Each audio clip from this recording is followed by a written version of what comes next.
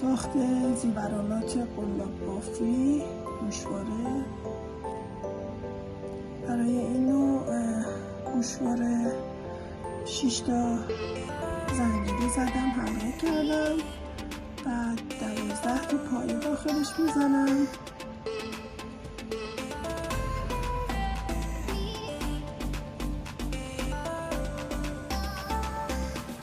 این هر پایه هم 2 تا زنجیره.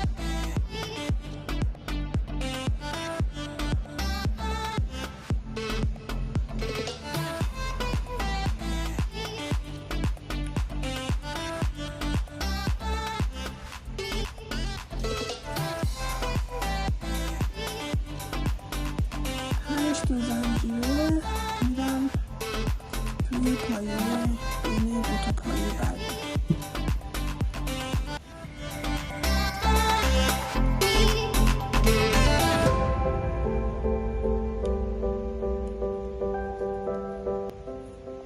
میتونین تو هر دور از رنگ‌های مختلف استفاده کنین اگه دوست داشته باشین، که همه اینا سلیقه‌ایه.